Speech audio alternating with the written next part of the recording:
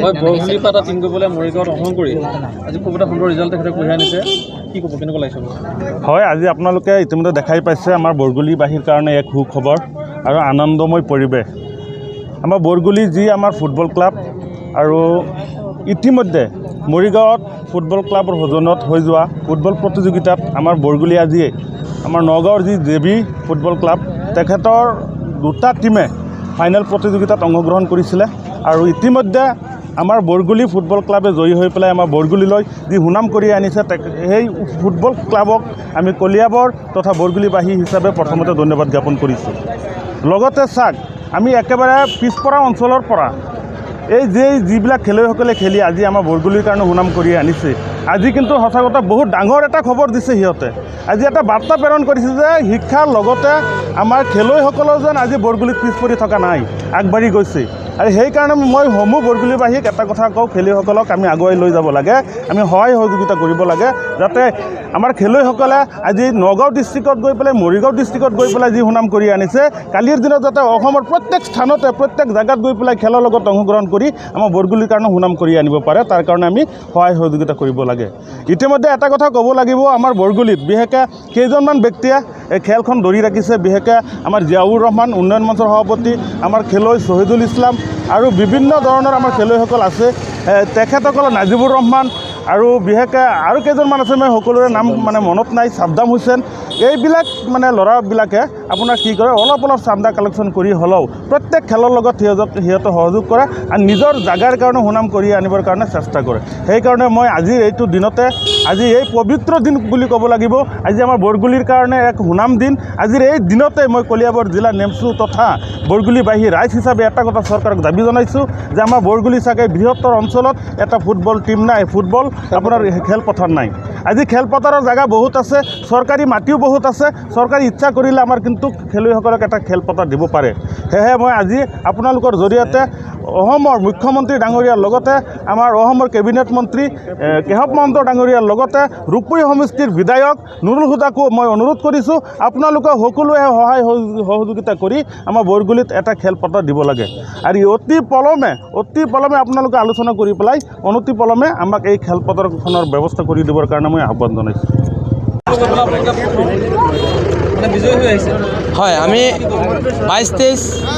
যোৱাবাৰ 22-23ত আমি চালপাৰা চেম্পিয়ন হৈছিলোঁ বৰগুলি একাডেমি ফুটবল একাডেমি আৰু এইবাৰো মানে আমি 4-1 গলত আমি নগাঁও জেবি ক্লাবক পৰাজিত কৰি পেলাই আমি আমাৰ বৰগুলি ফুটবল একাডেমিটো আমি কালি জয়ী হ'বলৈ ফাইনেল খেলখনত জয়ী হ'বলৈ সক্ষম হৈছোঁ অনুভৱ মানে কি আমাৰ গোটেই বৰগুলিত তথা আমাৰ কলিয়াবৰৰ গৌৰৱ যিহেতু আমি এটা এনেকুৱা ডাঙৰ এটা ডিষ্ট্ৰিক্টত গৈ পেলাই ইমান ডাঙৰ এটা চেম্পিয়ন হৈছোঁ ডাঙৰ জেগাত গৈ পেলাই তাৰ কাৰণে আমি মানে খুবেই উৎফুল্লিত আৰু এটা কথাই ক'ব বিচাৰিছোঁ যাতে আমাৰ এই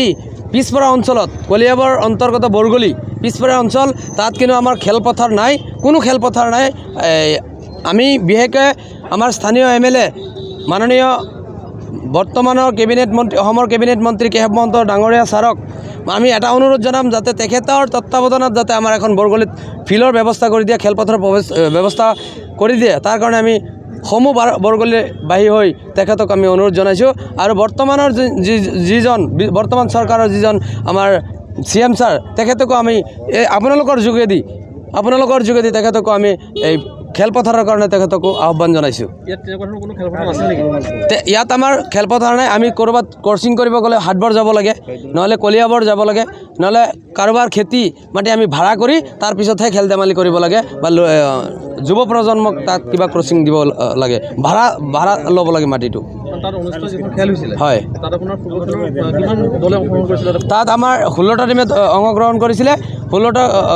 টিমে অংশগ্ৰহণ কৰাৰ পিছত আমি 7টা খেলত 5টা খেলত জয়ী হৈ পেলাই আমি ফাইনেলত প্ৰৱেশ কৰিছোঁ ফাইনেলত প্ৰৱেশ কৰি কালি আমি 4-1 গলত আমি তেওঁলোকক পৰাজিত কৰি পেলাই আমি বৰগুলি সুনাম তথা কলিয়াবৰ সুনাম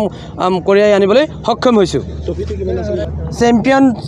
ট্ৰফিটো আছিলে আপোনাৰ প্ৰাইজ মানিটো আছিলে 1,25,000 আৰু ৰানাৰ্ছ আপটো আছিল 75,000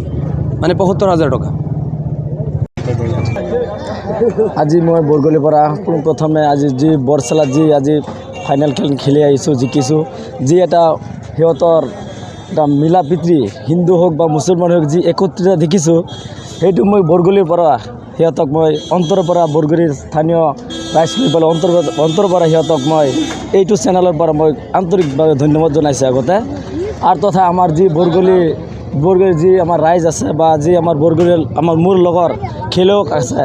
আমাক যি সহায় সহযোগিতা কৰিছে সেইটোৰ পৰা মোৰ অন্তৰৰ পৰা আন্তৰিক ধন্যবাদ জনাইছোঁ আৰু এই চেনেলক যেনেকুৱা আপোনালোকে মোক সন্মুখত যি জনাইছে এই চেনেলকো মই আন্তৰিক শুভেচ্ছা জ্ঞাপন কৰিছোঁ আজি চাওক আমাৰ এটা পিছপৰা জেগা অঞ্চল